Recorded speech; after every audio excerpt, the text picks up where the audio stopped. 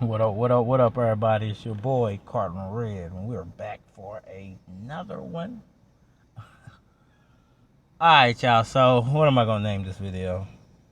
I think I'm gonna name this one, uh, Teedy Atlas says Manny Pacquiao beats Errol Spence and Yordenis Ugas.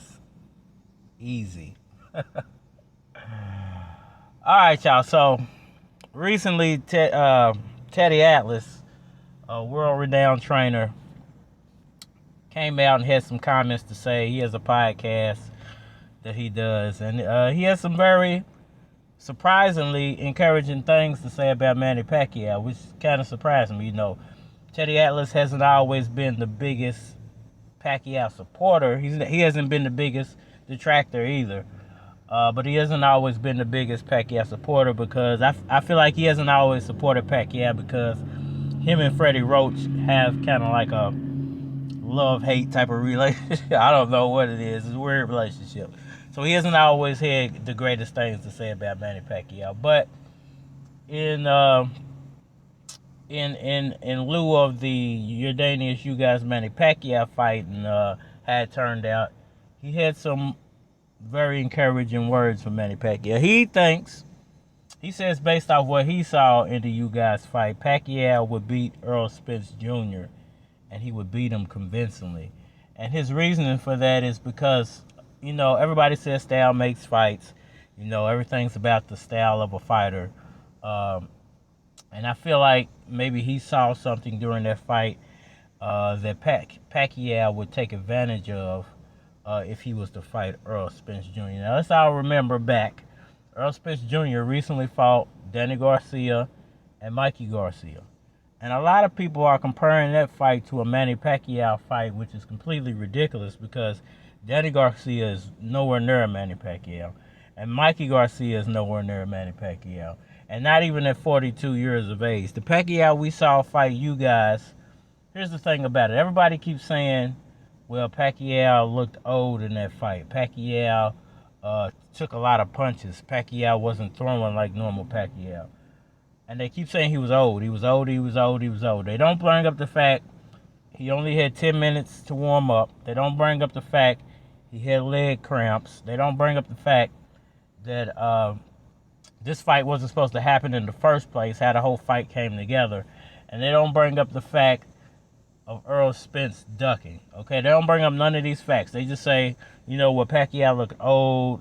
He didn't throw hands the way he normally does. He wasn't moving his feet the way he normally does. But here's the thing about it. A 42-year-old Manny Pacquiao stood toe-to-toe with a 30-something-year-old Yordenis Ugas and took all those punches and endured all that damage without being knocked down, without being rattled. He definitely took some damage to the eyes, but at no point in that fight did I feel like Pacquiao was going to get knocked out or get stopped. Which says a lot for Manny Pacquiao. At 42, you can still hang in there with the big dogs, even if you're taking a lot of punishment. Now, here's the thing of encouragement to me. If Pacquiao would have only turned it on, for 2 rounds, for at least 15, 20 seconds, if he would have turned it on, he would have convincingly beat Yordenis Ugas. And I think, yes, some of that might have to do with the leg cramps. Let's not use that as an excuse. But if in the next fight we can get a Pacquiao to turn it on for those 20 or 30 seconds every round, you're going to see a totally different fighter than what you saw in that first Ugas fight. Now, whether Pacquiao gets Spence next or gets Ugas next, I'm leaning more toward the Ugas than the Spence. But whether he gets Spence or Ugas next, I think you're going to see a different version of Pacquiao. Because let's all remember, Manny Pacquiao got knocked out. Everybody said he was over with. Everybody thought he was done after the knockout.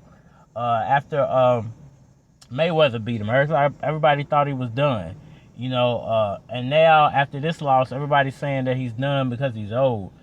When you said he was old 4 years ago, y'all been saying he's old for like 5 years, and he's been beating all these great champions. I think, like styles make fights, timing makes fights as well. It's not just styles make fights. timing as well makes fights, because the timing of a fight could be all wrong. Like the way that you guys fight came together, it was shambles, and it should have never came together that way. It should have never even been put on. If anything, they should have waited another week or 2 weeks and then had to fight. Give both fighters a chance to adjust, and give fans the chance to adjust. They just kind of threw this on everybody. It was a disaster waiting to happen. So I feel like, just like styles make fights, timing makes fights. And if you get Pacquiao at the right time, there's a chance you might get knocked out. And I think Teedy Atlas is right. I think Teedy Atlas feels like, you know what, we don't know the version of Pacquiao we would have got if he would have fought Errol Spence Jr. like he was supposed to.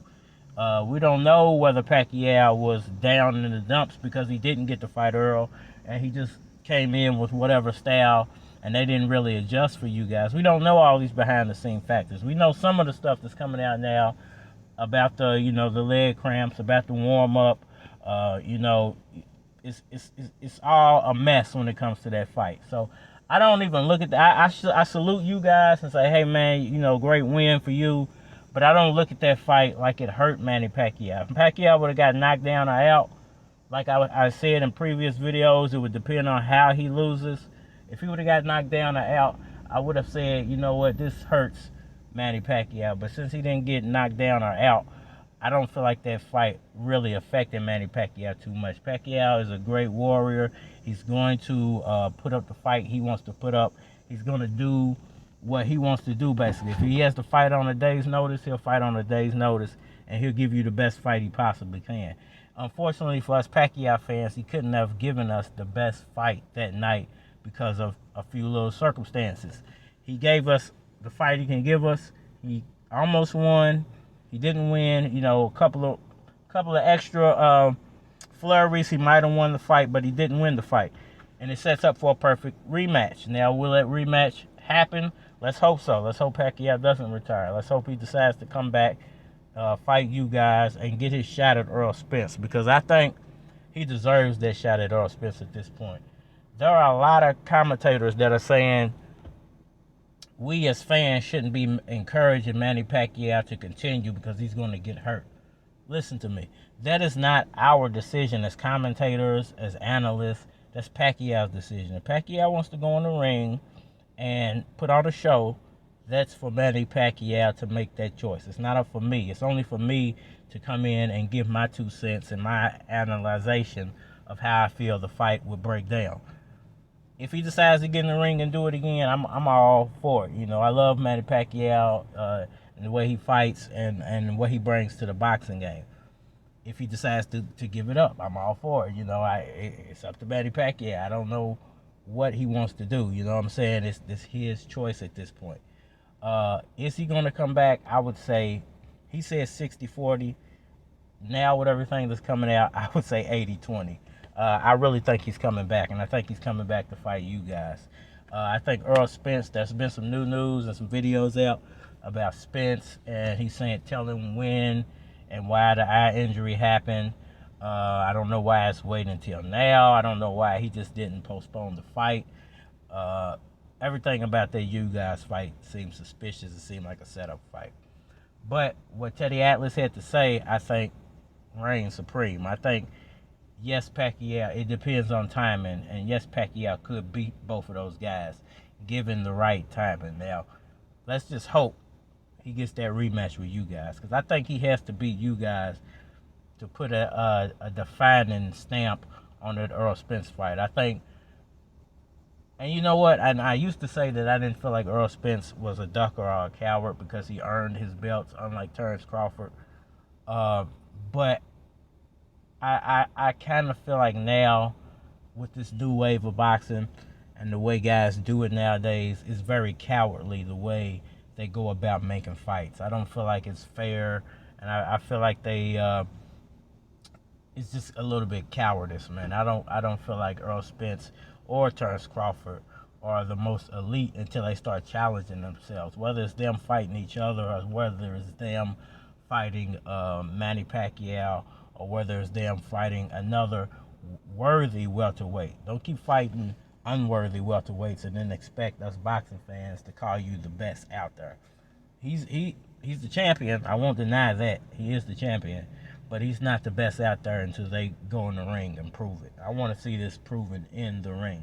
And I think Manny Pacquiao, Errol Spence is going to happen. I think Pacquiao has these guys' numbers. Why he didn't do that in the Yordenis Ugas fight one, I don't know. But I know it's going to happen in you guys too. So let's look out for it, man. What do you guys think about that? Is Teedy Atlas right, man? is Manny Pacquiao going to whoop the ish out of you guys and Errol Spence Jr.? Let me know what y'all think, man. Where we at?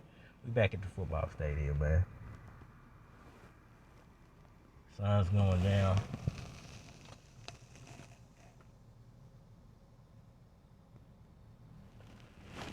Sun's dropping, man. So I gotta get ready to get out of here, man. It's hot. Be dropping a lot more comments. Hit that like button for me. Please subscribe. It's your boy Cardinal Red, and we are